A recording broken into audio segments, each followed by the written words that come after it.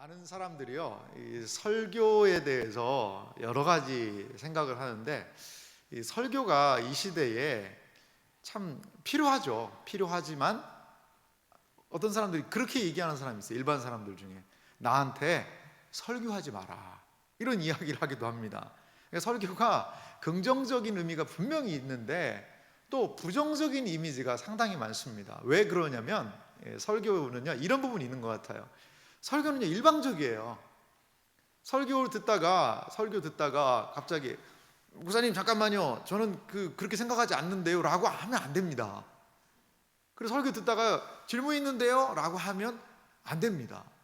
안 됩니다.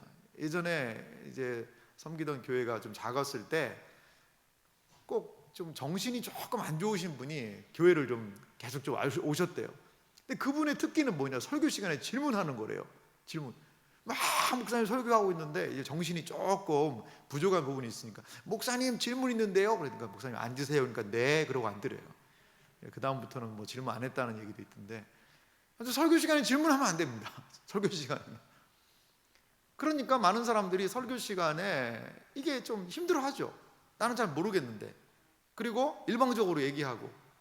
그러니까 하나님께서는 사랑하시는 자에게 잠을 주시는구나. 그리고 설교 시간에 이렇게 나는 하나님이 사랑하시는 자다. 그러고서는 이제 주무시려는 그러한 유혹이 있으신 분도 계시고, 또 뭐 여러 가지 부분에서 설교가 예배에 있어서 또 많은 부분을 차지합니다. 많은 부분을 차지합니다. 그런데 그 많은 시간, 긴 시간을 차지하고 있기 때문에 그거를 설교에 버티기가요, 진짜 너무나 힘들어하는 분들이 계세요.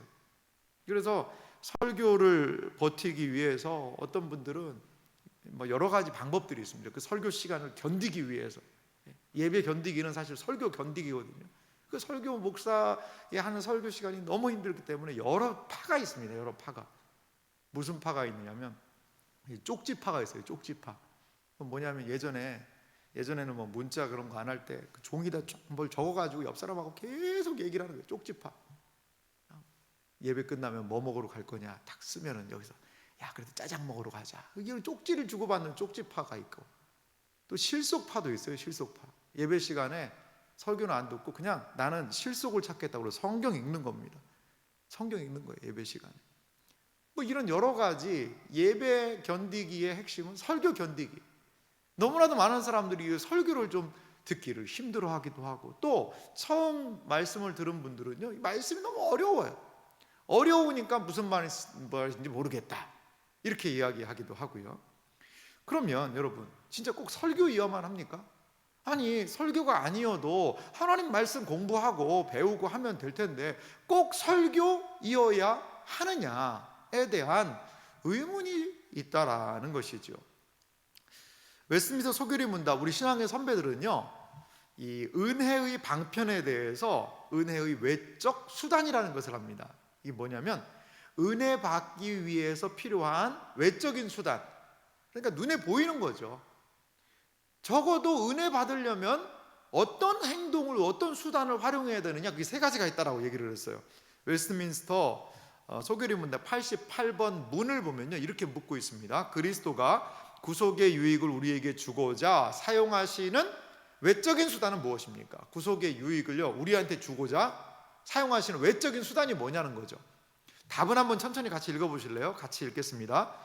그리스도가 구속의 유익을 우리에게 주고자 사용하시는 외적이고 일반적인 수단은 그리스도가 정하신 규례들로서 특히 말씀과 성례와 기도이며, 이 모두가 선택하신 자들을 구원하는 효과적인 수단입니다.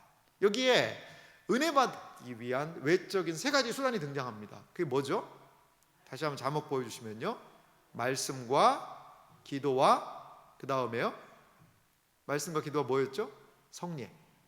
말씀, 성례, 기도, 이 세 가지를 우리가 참여할 때 적어도 은혜 받을 수 있다는 거죠. 신나게 닭집에 가서 통닭을 먹어요. 그것도 얼마나 좋아요, 기뻐요. 하지만 은혜 받으려면 통닭집 가서 통닭 먹어가지고 은혜가 안 될 수 있다는 거죠. 적어도 은혜 받으려면 말씀을 들어야 되고 성례에 참여해야 되고 또 하나 기도에 참여해야 된다는 거죠. 이게 은혜의 외적인 세 수단이라고 이야기를 합니다. 그런데요, 이 말씀에 대해서 우리 신앙의 선배들이 89번에 이렇게 이야기를 합니다. 말씀이 구원을 위해 효과적으로 역사하는 것은 무엇 때문입니까? 이 말씀이요, 왜 구원을 위해서 효과적으로 역사하느냐, 이거를 이야기하는데요. 답을 89번은 같이 천천히 읽어보겠습니다.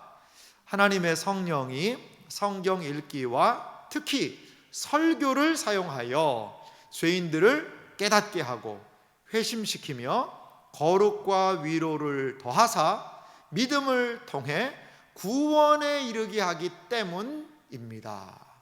특별히 우리 신앙의 선배들은요, 성경 읽기 그리고 또한 특별히 무엇을요? 설교를 통하여서 일어나게 되는 현상들을 이렇게 얘기해요. 뭐냐면 처음에요, 죄인들이요 깨닫게 된다는 거예요. 죄인들이 뭘 깨달을까요? 죄를 깨닫는 겁니다. 내가 죄인이구나를 어디서 깨달을 수 있을까요? 물론 물건 훔칠 때도 깨닫겠죠. 하지만 뭐 다른 사람들도 훔치고서는 안 들킬 거야 이렇게 한다는 거죠. 그런데 단순히 물건 훔친 것이 아니라 하나님 앞에서 우리의 인생이 얼마나 죄인인지를 깨닫게 되는 것이 무엇을? 설교를 통하여서 그걸 깨닫게 된다는 겁니다. 성경을 읽고 그 성경이 강론된 설교 말씀을 통하여 우리는 죄에 대한 깨달음이 생긴다는 거죠. 그래서 일어나는 것이 회심이라는 거죠. 회심이 발생이 되고 또 하나 거룩과 위로를 더하사 믿음을 통해 구원에 이르게 하기 때문이다. 그러니까 설교를 통하여서 죄를 깨닫고 회심의 역사가 일어나고 거룩과 위로를 더하는 일들이 일어나서 우리는 구원에 이르는 믿음을 갖게 된다는 거죠. 설교를 통하여서 믿음이 발생된다는 겁니다. 하나님의 말씀을 들을 때 믿음은 들음을 통하여 나타난다고 그랬거든요.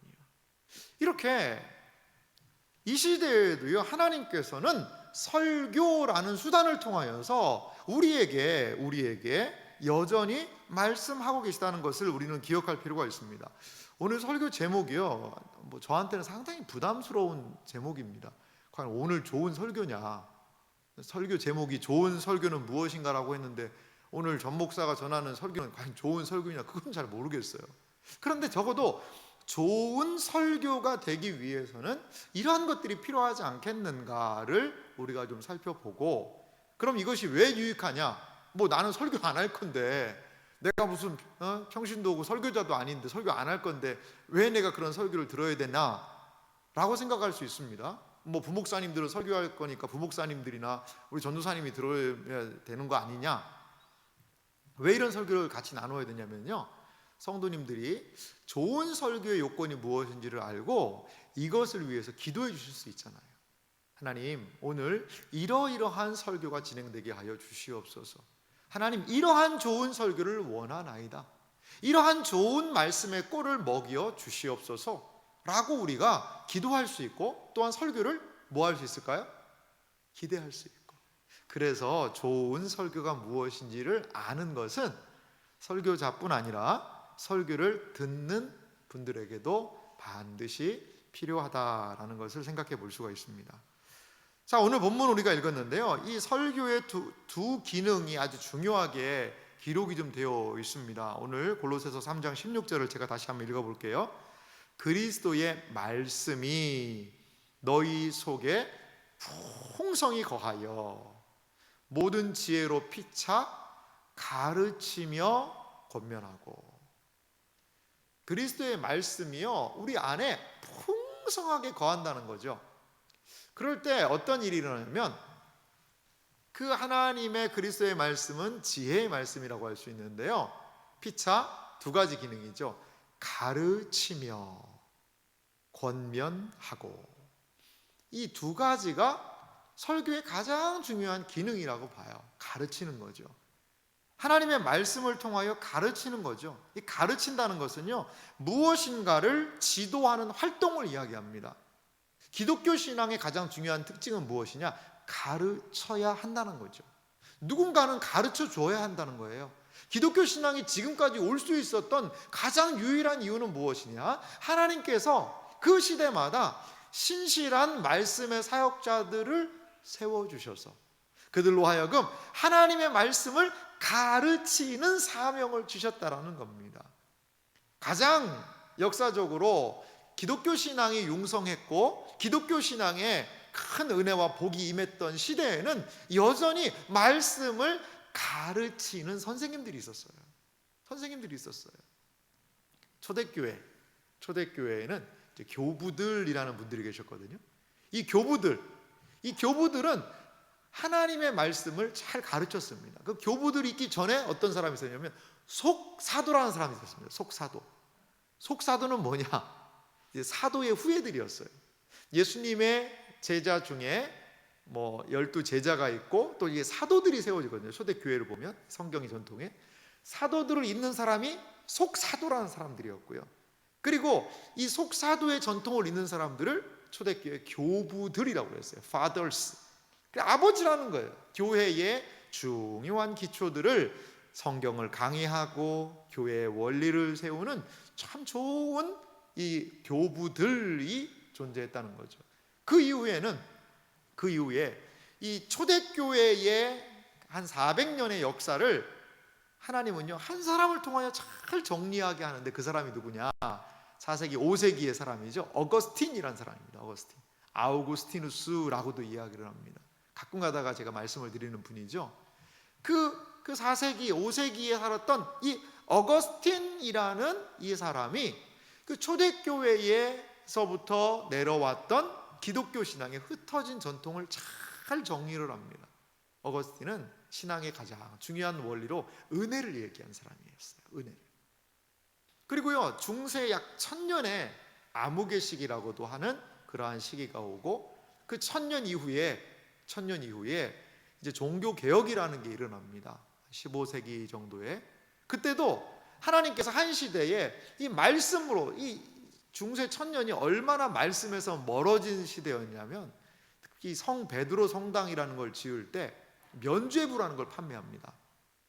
면죄부라는 건 뭐냐면 내 할아버지가 돌아가셨는데 네 할아버지가 죄 지은 게 있냐 없냐? 있다고. 그럼 바로 천국 못 갔다. 그럼 어디 있냐고? 연옥에 있다는 거죠. 연옥이라는 데 있는데 그러면 어떻게 해야 됩니까? 우리 할아버지를 위해서 네가 헌금통에다가 동전을 딱 넣어서 헌금 바닥에 쨍그랑하고 동전이 떨어지는 소리가 나는 즉시 연옥에서 할아버지 올라간다. 이런 식으로 호도를 하고 면죄부, 죄를 면하는 그 증서를 팔고 이렇게 로만 카톨릭이 참 기독교 신앙이라고 하기에는 너무나 멀리 갔거든요. 그때 하나님께서는 하신 일이 뭐냐? 신실한 말씀의 사역자들이 일으키신 거예요. 다른 거 없습니다. 하나님의 말씀을 말씀대로 믿고 의지하고 신뢰했던 그 사람들이 일으키는 거예요.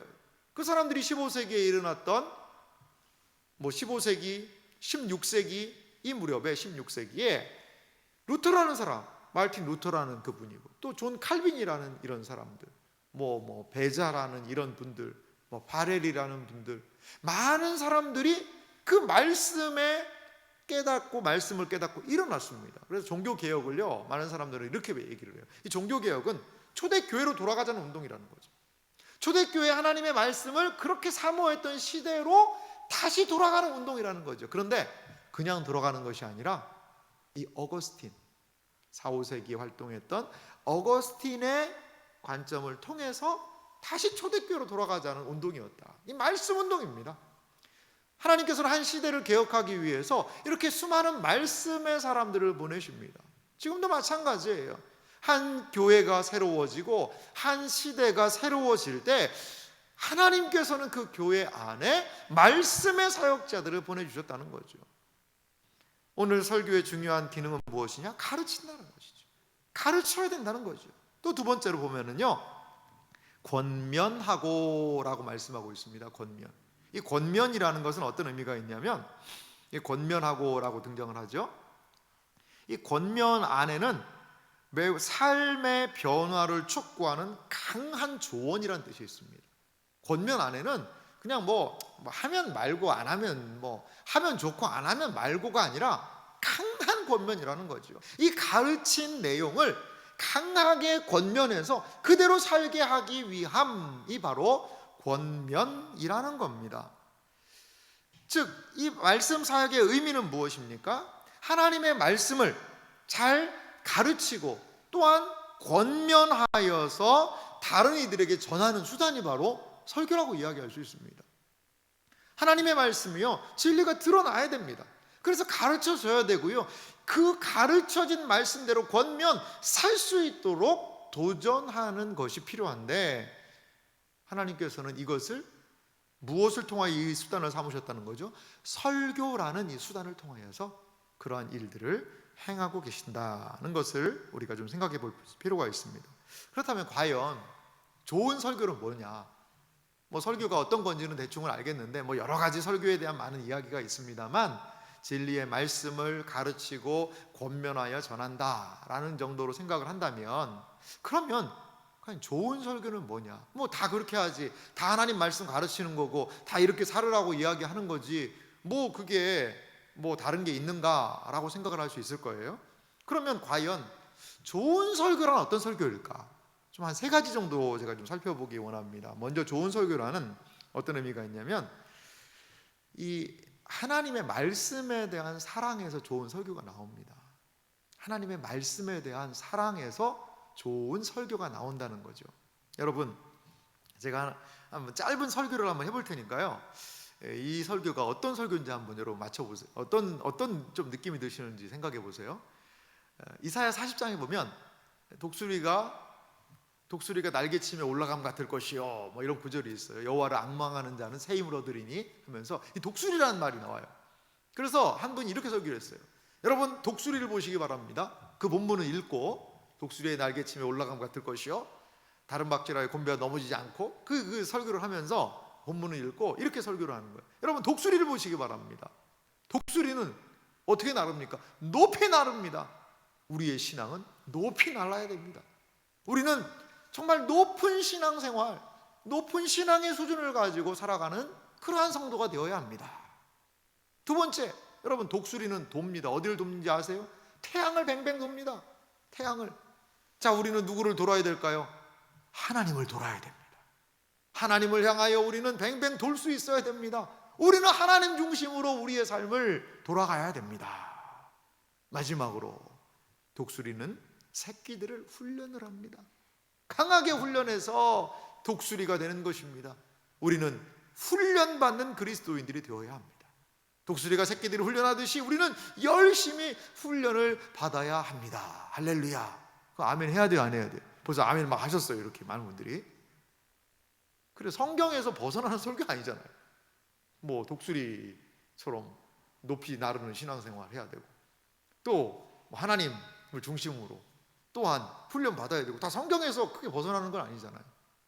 근데 이거는요, 이 말씀은 하나님에 대한 정말 성경을 중심으로 한 설교냐 이거죠. 그거에는 질문점, 물음표가 붙는 설교입니다.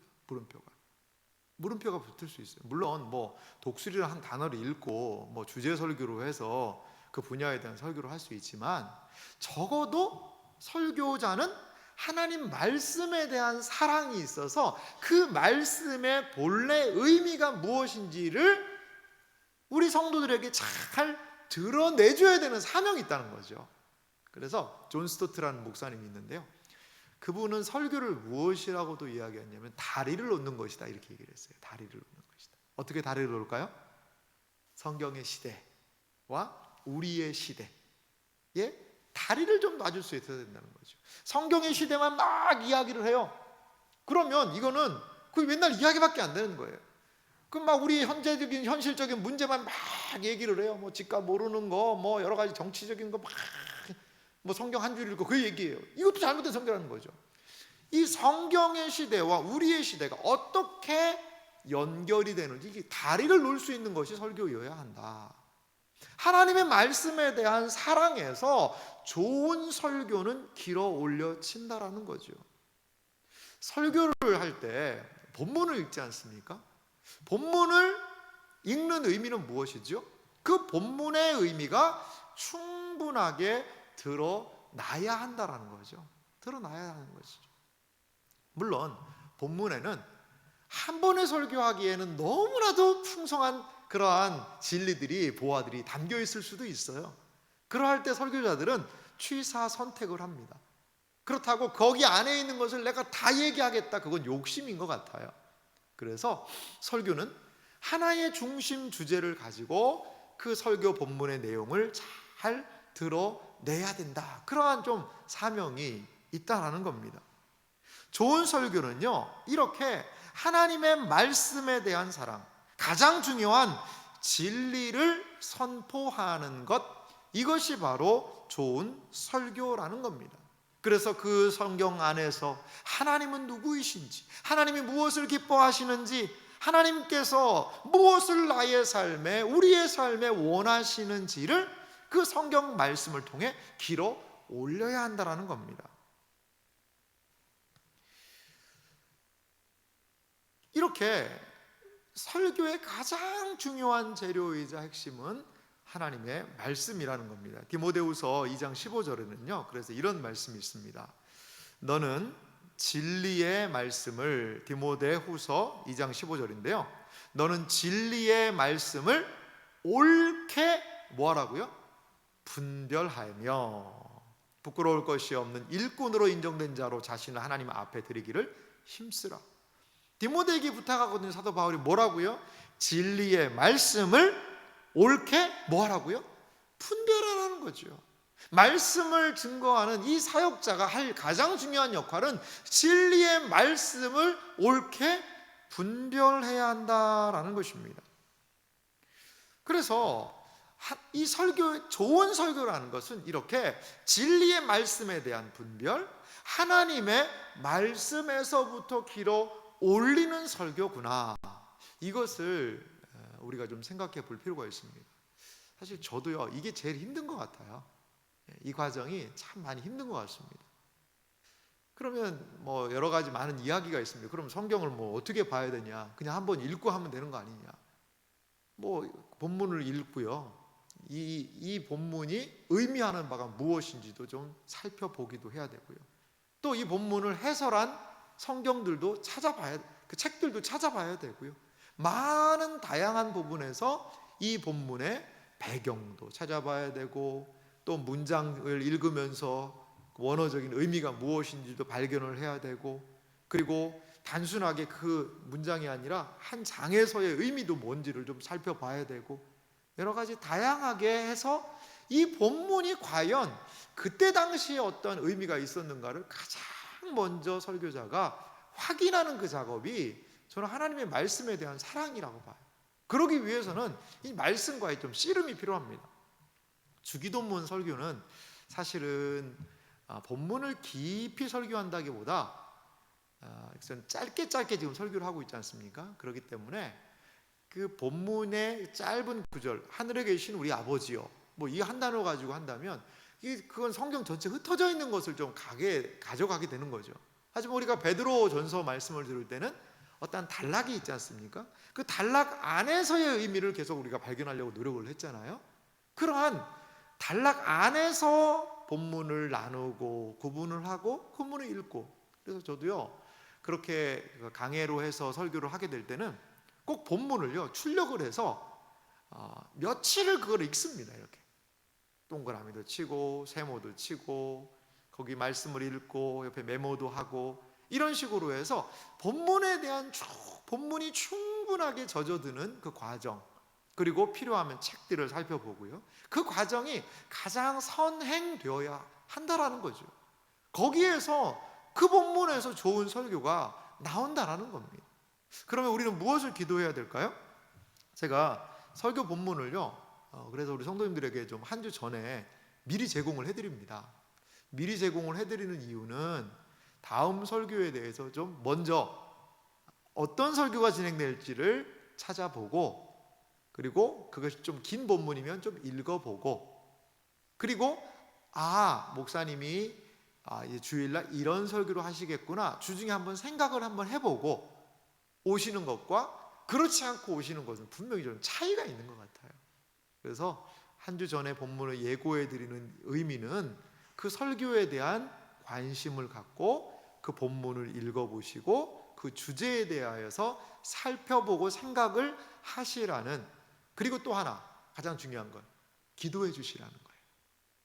목사님이 이 성경 본문 안에서 온전한 진리를 좀 길어 올릴 수 있도록 도와주십시오. 그렇게 기도하셔야 돼요. 그렇게 되면 우리 교회는 어떤 교회가 될 수 있을까요?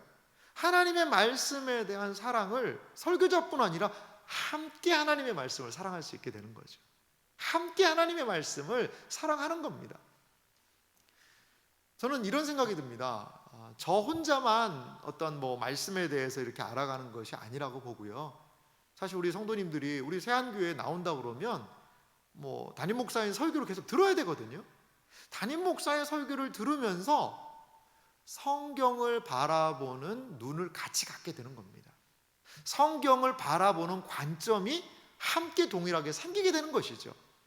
저도 저에게 영향을 주었던 참 좋은 설교자분들이 많이 계세요. 그런데 오랫동안 그분의 설교를 들으면서 저도 성경을 바라보고 또 어떠한 생각을 할 때 그분의 설교 내용이 상당히 많이 기억이 남더라고요. 그분의 설교와 함께 제가 많은 부분 성장을 했습니다. 그분의 설교를 자양분 삼아서 성경을 바라볼 때도 그런 하나님에 대한 이해, 그런 하나님의 마음들을 느끼게 되었다는 거죠. 그렇기 때문에 교회는요, 설교자와 함께 성도들이 자라나는 겁니다. 성경을 해석하는 관점을 함께 공유하게 된다라는 것입니다. 그렇습니다. 우리가 기대할 것은 좋은 설교는 하나님의 말씀에 대한 사랑에서 나온다라는 것을 기억하면서 이 강단에서 증거되어지는 모든 말씀들, 이 강단에 서서 말씀을 증거하는 모든 분들이 하나님의 말씀을 사랑하는 분이 되게 하여 주시옵소서. 우리는 그렇게 기대해야 될 줄, 기도해야 될 줄 믿습니다. 또한 좋은 설교는요, 어디에서 어떤 설교가 좋은 설교일까요? 두 번째 좋은 설교의 의미는 사람들에 대한 사랑, 여기에서 좋은 설교가 나옵니다. 그러면 사람들을 좀 비율을 맞추란 얘기냐, 사람들의 비율을 맞추자는 그런 얘기가 아닙니다. 여러분, 제가요 열심히 오늘 여기서 설교를 합니다. 근데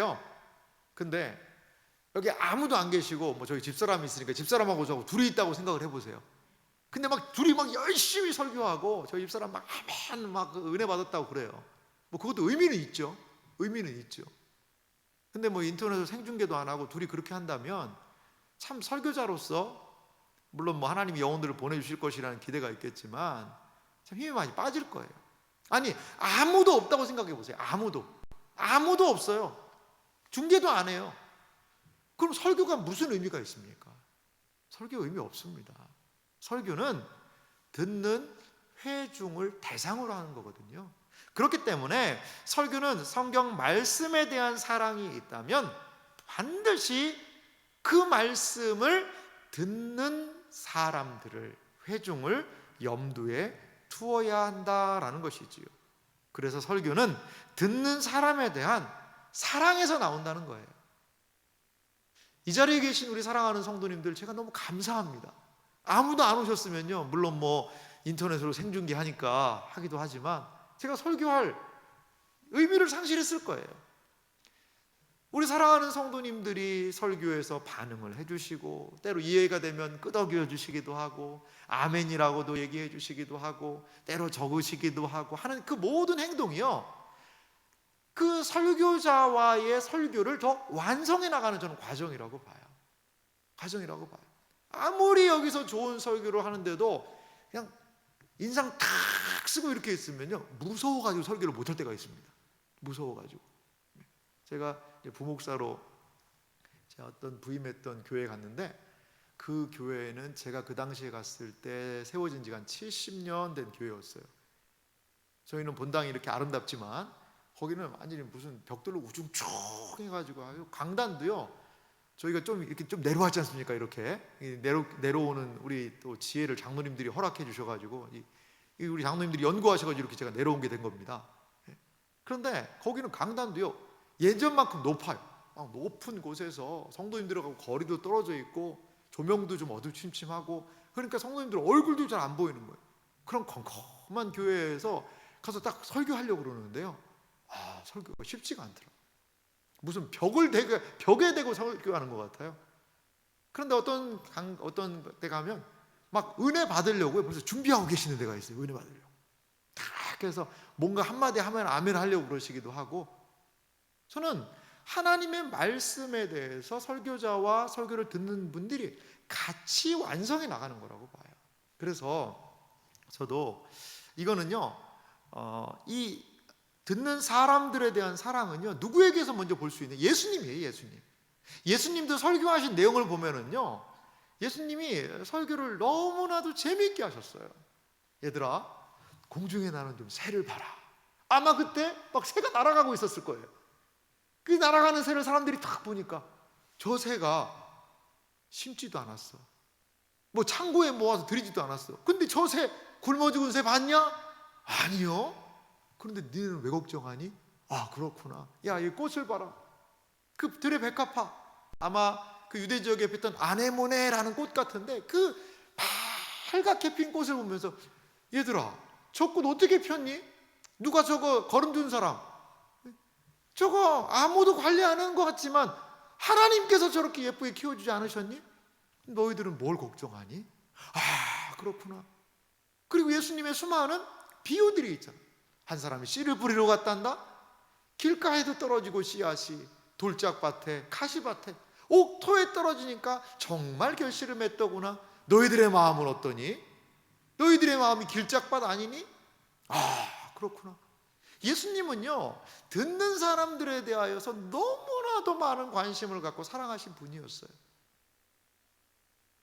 말하는 사람도 뭔 말인지 모르고, 듣는 사람은 더 모르고, 너도 모르고 나도 모르고 그냥 하나님 아시면 된다. 그거 하면 안 된다는 거죠. 좋은 설교는 무엇이냐? 그래서 들리는 설교가 좋은 설교라는 겁니다. 그게 들려야 돼요. 들려야지. 안 들리면 어떡하나. 그 들린다는 것은 상당히 주관적일 수 있습니다. 하지만 적어도 회중이 공감대를 가지고 들을 수 있도록 해야 된다는 거죠. 그래서 제가요, 사실 설교하면서 좀 신경을 많이 쓰는 부분이 있습니다. 그건 뭐냐면요, 설교의 구성입니다. 구조입니다. 구조. 뭐를 더 앞세워서 세워야 우리 성도님들이 더 잘 이해하실 수 있을까? 어떤 내용이 먼저가 되어야 되고 어떤 게 나중이 되어야 할까? 이러한 상당한 고민이 있습니다. 고민이. 사실 저에게 이 설교를 주보에, 오늘 할 설교를 오늘 주보에 올리는 건요, 참 저에게는 사실 좀 고역이긴 합니다. 이게 쉽지가 않은 것 같아요.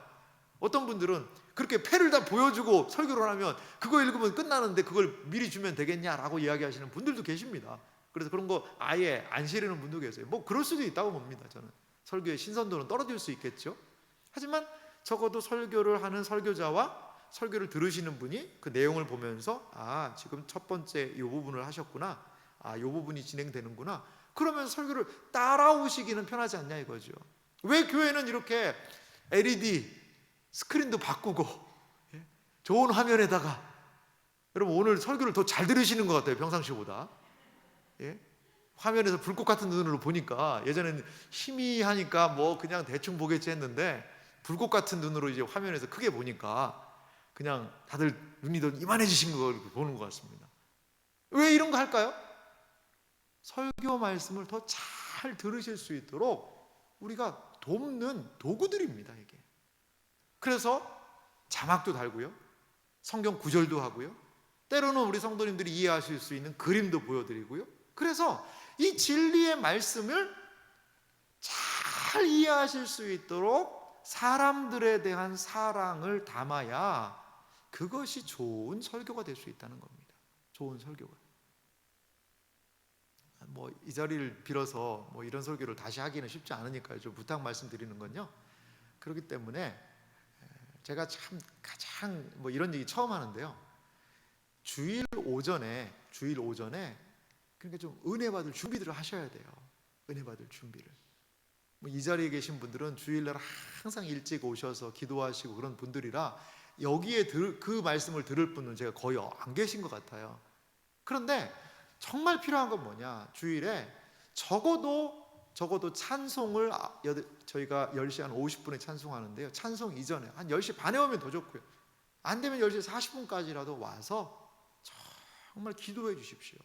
무엇을 위해? 설교자를 위해서 기도해 주시고, 또한 내 마음이 주님 옥토와 같은 마음이 되도록 도와달라고 기도하셔야 돼요. 그리고 기도하신 이후에 성경 본문을 미리 찾아 놓으시고 그 성경 구절을 읽고 또 설교 요약본을 미리 읽고, 그리고 간절하게 이 말씀이 내 심령에 새겨지도록 다시 한번 기도하는 거예요. 이렇게 기도로 준비하고 듣는 말씀과 11시 땡 돼가지고 그냥 헐레벌떡 오셔서 간신히 일어나가지고 드리는 설교 말씀과는 조금은 차이가 있지 않을까요, 여러분? 그래서 은혜를 사모한다면 말씀을 받는 태도를 조금은 변화시켜 보는 게 중요합니다. 은혜를 내가 사모해서 진짜 내가 은혜 받고 싶다라고 생각을 한다면 그렇게 하면 좋아요. 목사님 저는 봉사하느라고 그거 못해요. 그래요, 봉사하시는 섬기시는 분들 계세요. 안내도 하시고 여러 가지 분들이 계시는데 그런 분들은 한 5분 정도만 좀 더 일찍 와서 모임 시간 이전에 기도하고 그 내용들을 살펴보는 거죠. 제가 또 그러면 저는 더 일찍 오는데 어떻게 합니까? 그럼 팁을 알려드릴게요. 우리 교회 홈페이지에 가면요, 홈페이지에 가면 항상 우리 간사님이 토요일 날 설교 요약본을 홈페이지에 올립니다. 많은 분들이 거의 안 보시고 있긴 합니다만 설교 그 안에 가면 주일 설교 요약본이 항상 거기다 미리 올려놓습니다. 토요일 날 올려놓습니다. 그럼 그거 토요일 날 그거 쭉 내용 출력하든지 아니면 내용 한번 살펴보면 돼요. 그래서 목사님 내일 이렇게 설교를 하시는구나를 마음에 잘 깨닫고 생각을 하고 기대할 수 있는 것이죠. 기대할 수 있는 것이죠. 그래서 정말 좋은 설교는요, 설교자 혼자의 몫이 아니라 우리가 함께 만들어 갈 때에 그러한 하나님의 놀라운 은혜의 역사가 우리에게 일어나게 될 줄 믿습니다. 마지막으로 좋은 설교는 무엇일까요? 저는 좋은 설교는요, 이 성령의 기름 부으심이 있는 설교가 좋은 설교라고 생각이 들어요. 어떤 분이요, 지난 11월 28일 날 제가 설교를 했는데요, 사실 그 11월 28일 설교는 지금에서 얘기를 합니다만 참 어려운 설교였습니다. 저에게는 힘든 설교였습니다. 왜냐하면 제가 준비하던 설교가 있었거든요. 근데 갑자기 명륜동 일대 코로나 초등학교들에서 전수검사하고 너무나도 혼란스러운 분위기 때문에 저희가 막 급하게 회의하고 장로님들하고도 의논하고 그러면서 정말 너무나도 급박스럽게 우리가 온가족 교회 오는 날에서 초청주의를 정말 좀 진짜 마음이 많이 아프더라고요. 그렇게 좀 못하게 됐습니다. 그래서 그 설교를 그냥 할까 하다가 좀 안 되겠다 싶어가지고 그날은 이제 주일날 주보를 만들었습니다. 그래서 제가 밤에 다시 말씀을 새롭게 준비를 하고 말씀을 정리해서 이렇게 했는데요. 그러니까 참 저도 약간 횡설수설하는 것 같기도 하고 그랬는데 어떤 한 성도님이 그런 얘기를 하세요. 본인은 그날 좀 예배에 나오지를 못했대요. 그런 소식도 듣고 하니까 조금 겁이 나기도 하고 그래서 온라인을 통해서 설교를 들었다라고 얘기를 하시는데 그날 그 설교에 본인이 너무나도 큰 은혜를 받았다는 거예요. 너무나도 큰. 여러분 설교자도 약간 좀 그때 표는 안 내려고 노력했습니다만 참 마음에 걸림이 있게 설교를 하고 그런 변변치 않은 설교였는데 그것 현장도 아니고 온라인으로 이거 본 그분이 너무나도 큰 은혜를 받아서 그 말씀에 본인이 힘이 났다는 거예요. 힘이 났다는 거예요. 그러면 그거는 누가 하신 거냐 이거죠. 누가 하신 거냐 이거죠. 어떤 분들은 아마 느끼셨을 거예요. 아이고 밤에 설교 준비하느라고 이렇게 설교가 완성도가 좀 떨어지는구나 이렇게 생각하시는 분도 계실 거예요. 근데 그런 분도 계시지만 어떤 분은 그 설교에 힘이 나고 자신의 삶을 돌이키고 내가 지금 뭐 하는 건가 그런 좀 엄청난 은혜를 받으셨다라는 이야기를 제가 들었습니다. 그래서 설교에는요 설교자가 성실하게 하는 것도 필요하고 우리가 준비하는 것도 필요하지만 더 필요한 게 있는데 성령 하나님의 기름 부으심이 필요하다는 거죠. 성령께서 은혜를 주셔야 돼요. 똑같은 설교를 들어도요, 한쪽에서는 눈물을 흘리며 울고 있는데 한쪽에서는 졸고 있을 수도 있어요. 그 설교가 너무나도 따분하고 지루하고 또 저 소리 하네라고 생각하면서 마음의 문이 닫힐 수도 있고요, 그 말씀을 듣고 눈이 번쩍하면서 하나님의 역사를 찬양하는 그런 상황이 올 수도 있다는 거예요. 저는 이것이 성령 하나님의 역사다라고 생각을 합니다.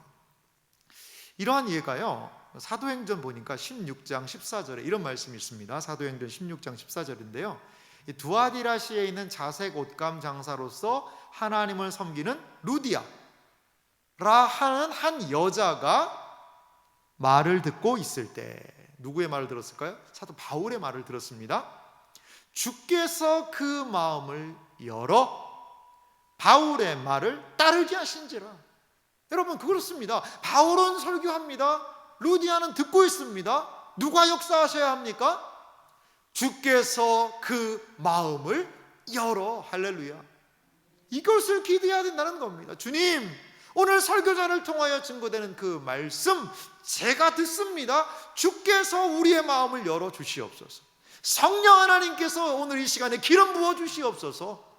그러할 때에 루디아는 그 말을 따르게 하는 구원의 은혜가 이 루디아라는 여인 안에 일어나게 되었다라는 겁니다. 이것이 바로 우리가 기대할 바라는 겁니다. 여러분, 그렇습니다. 그래서 우리는 설교를 위한 기도가 필요합니다. 우리 기도팀들이요, 오늘도요, 참 제가 이게 설교가 너무나 좀 잘 되는 것 같은 느낌이 드는데, 이거는요, 우리 기도팀들이 기도해서 그런 것 같아요. 월요일부터요, 수요일을 위해 기도할 때 이 본문 여기 가지고 목사님이 설교를 합니다 라고 우리 기도팀들이요, 월요일부터 기도해 주셨어요. 그러니까 힘이 나는 것 아니겠습니까? 우리 장로님들 강단에서 주일 설교를 위하여서 교육자들과 함께 기도합니다. 그러할 때에 하나님께서 그 설교의 현장에 은혜를 베풀어 주신다는 것을 여러분 반드시 기억하셔야 됩니다. 그런데요, 기도했으니까 성령께서 역사하시겠지, 그건 아닙니다. 하지만 성령께서 역사하시는 설교의 현장에는 반드시 기도가 있었습니다. 우리가 기도한다라고 해서 성령이 역사하실 것이다 라고 성령의 우리 마음대로 할 수는 없어요. 하지만 성령께서 역사하시는 말씀 선포의 현장에는 언제든지 무엇이 있었다? 기도가 있었다는 것이죠. 우리는 말씀을 들을 때 이 성령의 역사를 기대해야 됩니다. 그래서 데살로니가전서 1장 5절 말씀 보니까요, 이렇게 말씀합니다. 우리 천천히 같이 한번 읽어볼까요? 함께 읽습니다. 이는 우리 복음이 너희에게 말로만 이른 것이 아니라 또한 능력과 성령과 큰 확신으로 된 것임이니라. 우리가 너희 가운데서 너희를 위하여 어떤 사람이 된 것은 너희가 아는 바와 같으니라. 아멘. 중간쯤에 이런 부분이 있죠. 너희에게 말로만 이른 것이 아니라는 거죠. 단순한 말이 아니라는 거죠. 능력과 성령과 큰 확신. 다른 번역을 보면 성령의 능력과 큰 확신. 성령께서 능력으로 말로만 이룬 것이 아니라 그 가운데 함께 하셨다는 거죠. 바울이 말을 증거할 때에 말로만 이룬 것이 아니라 성령의 능력이 임하니까 그 말씀을 들을 때 뭐가 생기는 겁니까? 큰 확신이 생기는 것입니다. 사랑하는 성도 여러분, 좋은 설교는 어떤 설교일까요? 성령께서 역사하시는 설교입니다. 우리 세안교회 강단, 성령께서 기쁘게 역사하시는 그런 강단이 되기를 간절히 소망합니다. 지난 주일에요, 새가족들 환영식을 좀 했어요. 올해 등록하신 또 등반하신 새가족분들을 이제 모시고 그분들의 이야기도 듣고 하는 시간을 좀 짧게 가졌는데요, 제가 그분들의 말씀을 들으면서 참 너무 놀랐습니다. 공교롭게도 그 현장에는요, 연령 분포가 상당히 좀 독특했어요. 40대가 한 분 계시고요, 그리고 50대가 한 분 계셨어요. 60대가 2명이 계셨고요, 70대가 한 분이 계셨고 80대가 한 분이 계셨어요. 이렇게 다양한 연령층이 앉아서 어떻게 신앙생활 하시는지를 듣는데요, 또 놀라운 건요, 거의 다 이분들이 이제 갓 신앙생활을 시작하신 분이거나 믿은 지 3년 미만인 분들, 그리고 오랫동안 신앙생활을 쉬었다가 다시 하신 분, 이런 분들이에요. 그러니까 거의 초신자들이거든요. 초신자와 같은 분들인데, 이분들이 하시는 말씀을 듣고 제가 깜짝 놀랐습니다. 이 성경의 진리들에 대해서 너무나 잘 알고 계시고 그것을 고백하고 계시더라는 거죠. 고백하고 계시더라는 거죠. 제가 그 말씀을, 그분들의 이야기를 들으면서, 여러분 83세가 되신 분이 설교 내용을 듣고요, 우리 교회 설교에 저는 수준을 이제 초신자들에게 맞추진 않거든요. 사실은요, 설교자들이 어려운 게, 설교를 하려고 보면 20대에서부터 우리는 90대까지 이렇게 설교의 연령층이 너무나도 다양합니다. 그럼 어디에 맞춰야 될까요? 저는 그래서 어느 정도 신앙생활을 하시고 기독교 신앙의 진리에 대해서 알고 있는 분들을 설교의 대상으로 제가 설정을 하고서는 말씀을 준비합니다. 그러니까 초신자들에게는 그렇게 제가 친절한 목사는 사실 아니에요. 그런데요, 놀라운 사실은 그 83세 된 어르신이 작년부터 해서 1년간 신앙생활 하셨는데요, 이 기독교 신앙에 대해서 설교 말씀을 듣고 깨달음이 생기기 시작하셨더라고요. 이 안에 깨달음이 생기셨어요. 깨달음이. 그걸 고백하시면서 눈물을 흘리시는 거예요. 눈물을. 그러면서 그 받은 은혜를 이야기하는데, 새가족 위원들 또 함께 오고 계신 분들이 그 어르신의 말씀을 들으면서 참 많은 감동이 있었습니다. 여러분, 이거는 성령 하나님의 역사라는 것을 빼고는 어떻게 설명이 안 되는 말인 것 같아요. 들리는 것도 좀 힘들고, 읽고 쓰고 이해하는 것도 조금은 무뎌지는 감각이신데도 불구하고 83살 되신 분이 이 말씀의 의미를 알고 그 복음의 감격 속에 눈물을 흘리면서 신앙생활하는 것이 이렇게 큰 은혜인지 모르겠다라고 이야기하는, 그 고백을 하는 걸 볼 때, 성령께서 역사하신 거구나. 성령께서 역사하신 거구나. 사랑하는 성도 여러분, 우리가 말씀을 들을 때 반드시 기대하셔야 됩니다. 성령 하나님, 오늘 부족한 설교자는 가려주시고 성령 하나님의 놀라운 은혜의 역사만이 우리 가운데 임하게 하여 주시옵소서. 그렇게 우리는 기대하고 또한 기도해야 됩니다. 설교를 통하여서 무슨 역사가 일어나겠나, 그냥 좋은 말씀 듣다 가야지가 아니라 사모하는 만큼, 기대하는 만큼, 말씀을 의지하는 만큼 하나님의 놀라운 은혜를 경험하게 될 줄 믿습니다. 이것이 바로 좋은 설교의 그러한 저는 특성이라고 봐요. 오늘 저는 3가지를 말씀을 드렸습니다. 말씀에 대한 사랑이, 거기에서 좋은 설교가 나온다. 또한 설교를 듣는 사람들에 대한 사랑에서 좋은 설교가 나온다. 성령의 기름 부음 안에서 좋은 설교가 나온다. 이 3가지를 사랑하는 성도님들 꼭 기억하셨으면 좋겠습니다. 그래서 결론적으로요, 여러분 좋은 설교를 사모하십시오. 좋은 설교를 들으면 우리가 좋은 그리스도인 될 수 있지 않을까요? 그 좋은 하나님의 말씀을 듣고 그 말씀을 따라 살고 그 말씀을 함께 기뻐하고 그 말씀 안에 거하며 나아갈 때에 하나님의 놀라운 은혜의 역사가 우리 모두에게 있게 될 줄 믿습니다. 좋은 설교를 사모하는, 좋은 설교를 듣는 사랑하는 성도님들, 저는 좋은 말씀을 사랑함으로 증거하는 그러한 설교자 우리 모두가 되어서 우리 세안 강단 가운데 좋은 설교가 풍성히 넘치는 은혜의 역사가 있기를 주님의 이름으로 축원합니다.